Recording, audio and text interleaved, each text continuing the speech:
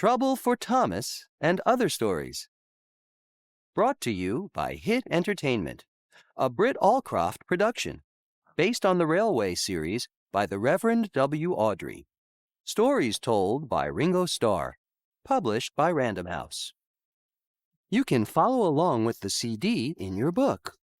You should be on the page where you see Thomas looking tired with a yellow number 1 on the side of his engine. When you hear this sound, it's time to turn the page. Trouble for Thomas. Thomas the tank engine wouldn't stop being a nuisance. Night after night he kept the other engines awake. I'm tired of pushing coaches. I want to see the world. The other engines didn't take much notice, for Thomas was a little engine with a long tongue.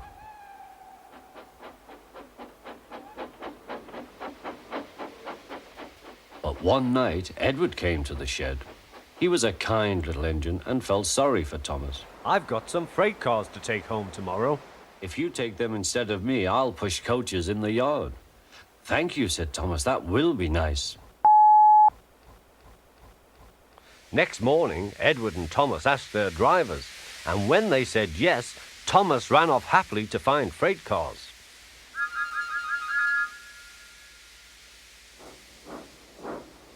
Now, the freight cars are silly and noisy. They talk a lot and don't attend to what they are doing. And I'm sorry to say they play tricks on an engine who is not used to them. Edward knew all about freight cars. He warned Thomas to be careful, but Thomas was too excited to listen.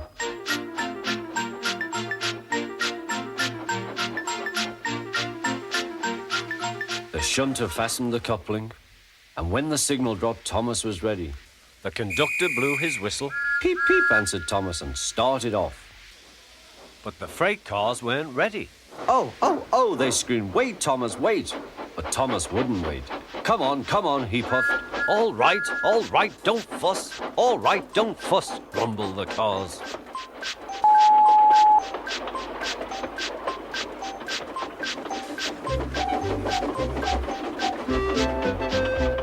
Thomas began going faster and faster. Whee! He whistled as he rushed through Henry's tunnel.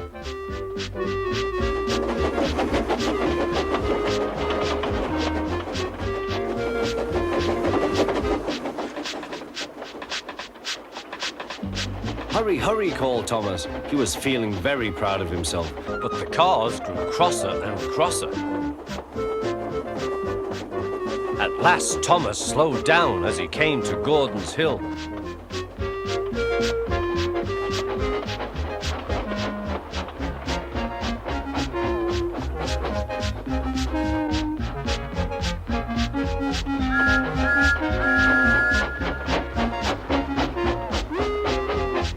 Steady now, steady, warned the driver as they reached the top. He began to put on the brakes. We're stopping, called Thomas. No, answered the cars, bumping into each other. Go on.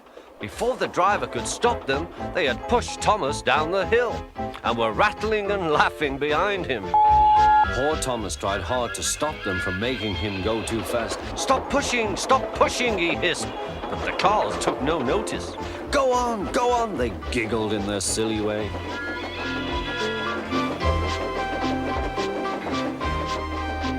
There's the station. Oh dear, what shall I do? He cried. They rattled straight through and swerved into the goods yard. Thomas shut his eyes. I must stop.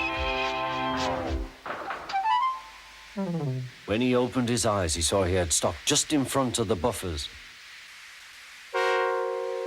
There, watching him, was Sir Topham Hatt.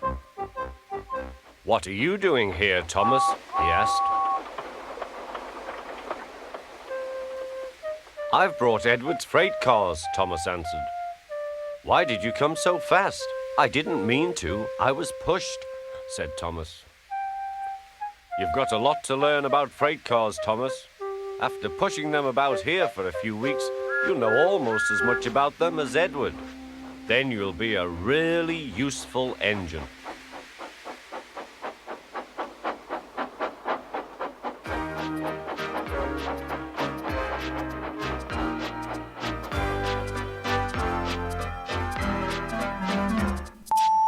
Thomas saves the day.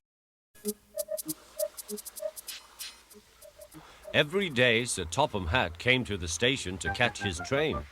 "Hello," he always said to Thomas. "Don't let the silly freight cars tease you. Remember, you have an important job as a special helper in the train yard."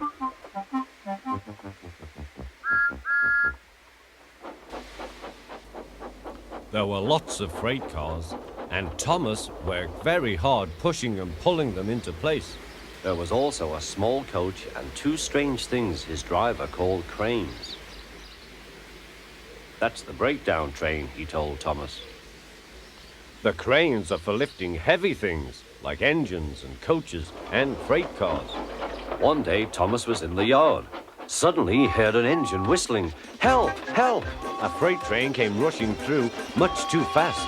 The engine was James, and he was frightened. His brake blocks were on fire. They're pushing me," he panted. On, laughed the freight cars. Still whistling, "Help! Help!" Poor James disappeared. "I'd like to teach those freight cars a lesson," said Thomas the tank engine. Soon came the alarm. "James is off the line! The breakdown train! Quickly!" Thomas was coupled on, and off they went.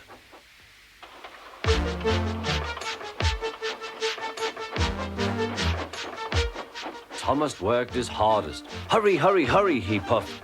He wasn't pretending to be like Gordon. He really meant it. Bother those freight cars and their tricks.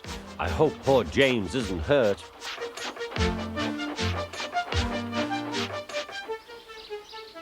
James's driver and fireman were feeling him all over to see if he was hurt. "Never mind, James," they said. "It was those silly freight cars on your old wooden brakes that caused the accident." Thomas pushed the breakdown train alongside. Then he pulled away the unhurt freight cars. "Oh dear, they groaned. Serves you right, puffed Thomas. He was hard at work, puffing backwards and forwards all afternoon. This'll teach you a lesson. This'll teach you a lesson," he told the freight cars. And they answered, "Yes, it will. Yes, it will."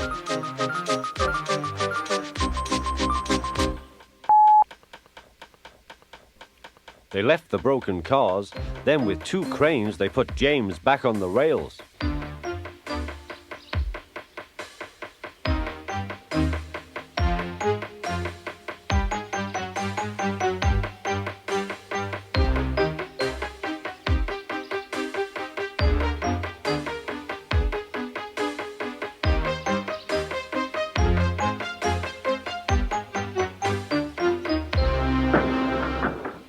He tried to move, but he couldn't, so Thomas helped him back to the shed.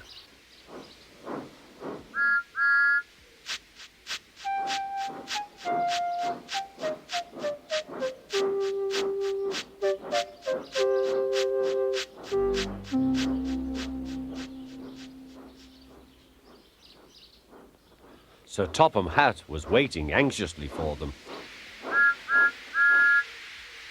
"Well, Thomas," he said, "I've heard all about it, and I'm very pleased with you. You're a really useful engine. James shall have some proper brakes and a new coat of paint, and you shall have a branch line all to yourself." "Oh, thank you, sir," said Thomas. Now Thomas is as happy as can be. He has a branch line and two coaches called Annie and Clarabelle. He puffs proudly backwards and forwards with them all day.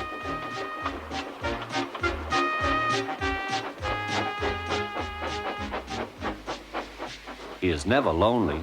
Edward and Henry stop quite often and tell him the news. Gordon is always in a hurry, but never forgets to say poop poop, and Thomas always whistles peep peep in return. Thomas goes fishing.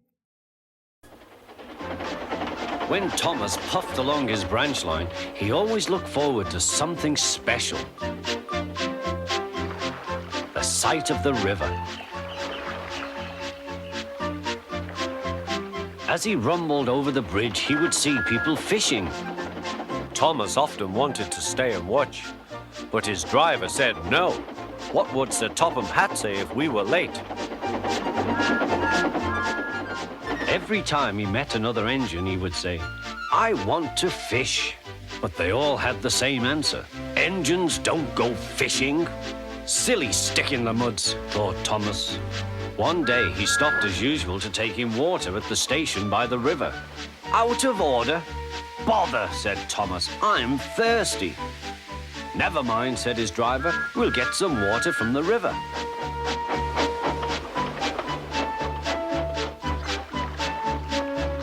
They found a bucket and some rope and went to the bridge.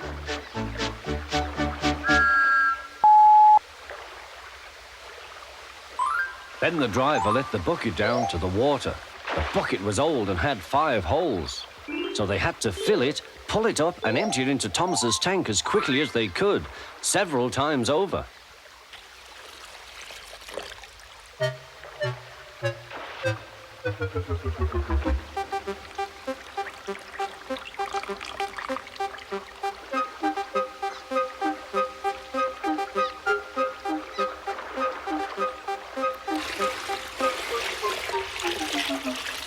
They finished at last. That's good, puffed Thomas, and Annie and Clarabel ran happily behind.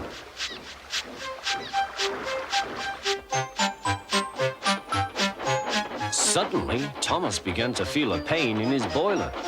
Steam began to hiss from his safety valve in an alarming way. "There's too much steam," said his driver. "Oh dear," groaned Thomas, "I'm going to burst, I'm going to burst." They damped down his fire and struggled on. "I've got such a pain, I've got such a pain," Thomas hissed.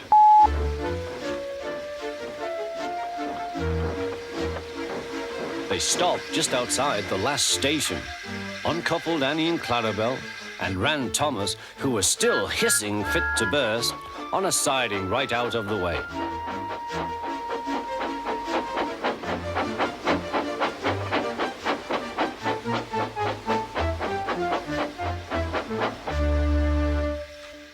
Then while the conductor telephoned for an engine inspector, the driver found notices in large letters, which he hung on Thomas in front and behind. "Danger, keep away." Soon the inspector and Sir Topham Hatt arrived. "Cheer up, Thomas," they said, "we'll soon put you right." The driver told them what had happened. "So the feed pipe is blocked," said the inspector. "I'll just look in the tanks." He climbed up and peered in. Then he came down. "Excuse me, sir. Please look in the tank and tell me what you see." "Certainly, Inspector," replied Sir Topham Hatt. He clambered up, looked in, and nearly fell off in surprise. "Inspector," he whispered, "can you see fish?" "Gracious goodness me, how did the fish get there, driver?" "We must have fished them from the river with our bucket," replied Thomas's driver. "Well, Thomas, so you and your driver have been fishing, but fish don't suit you. We must get them out." They all took turns at fishing in Thomas's tank, while Sir Topham Hatt looked on and told them how to do it. When they had caught all the fish, they had a lovely picnic supper of fish and chips. That was good," said Sir Topham Hatt. "But fish don't suit you, Thomas, so you mustn't do it again." "No, sir, I won't," said Thomas sadly. "Engines don't go fishing. It's too uncomfortable." Terrence the tractor. Autumn had come to the island of Sodor. The fields were changing from yellow stubble to brown earth, and a tractor was hard at work as Thomas puffed along.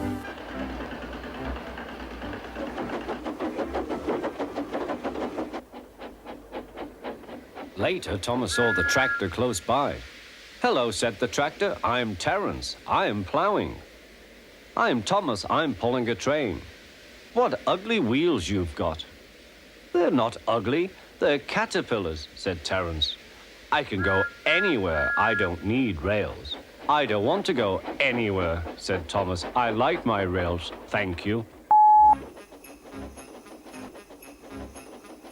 Winter came with dark clouds full of snow.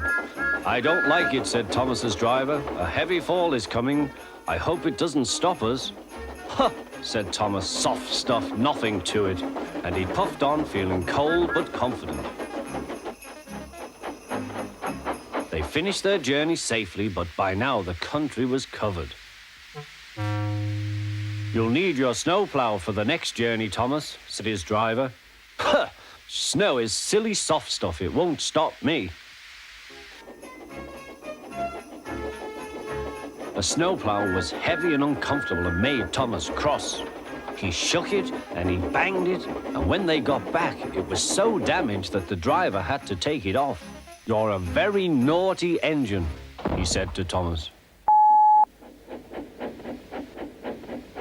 Next morning, Thomas's driver and fireman came early and worked hard to mend the snowplow, but they couldn't make it fit. Thomas was pleased. I shan't have to wear it, I shan't have to wear it, he puffed to Annie and Clarabelle. But they were rather worried. I hope it's all right, I hope it's all right, they whispered to each other. The driver was worried too. It's not bad here, he said to the fireman, but it's sure to be deep in the valley. Silly soft stuff, puffed Thomas. I didn't need that stupid old thing yesterday, and I shan't today. Snow can't stop me. He rushed into a tunnel thinking how clever he was, but there was trouble ahead. Cinders and ashes, said Thomas. I'm stuck. And he was. Back, Thomas, back, said his driver. Thomas tried, but his wheels spun and he couldn't move. The conductor went back for help while everyone else tried to dig the snow away. But as fast as they dug, more snow slipped down until Thomas was nearly buried. Oh, my wheels and coupling rods. I shall have to stop here till I'm frozen. What a silly engine I am. And Thomas began to cry.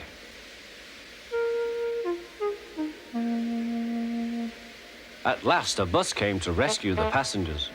And then, who should come to Thomas's rescue but Terrence? Snow never worries him.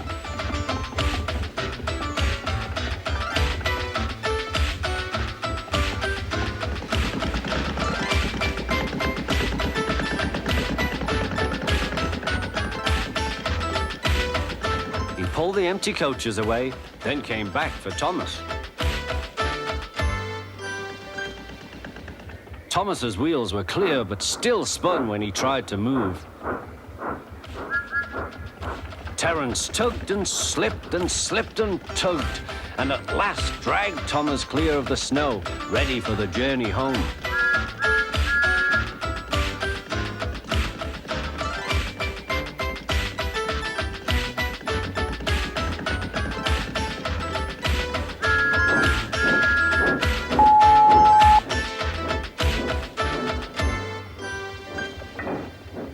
Thank you, Terrence. Your caterpillars are splendid, said Thomas. I hope you'll be sensible now, Thomas, said his driver. I'll try, said Thomas, and he puffed slowly away.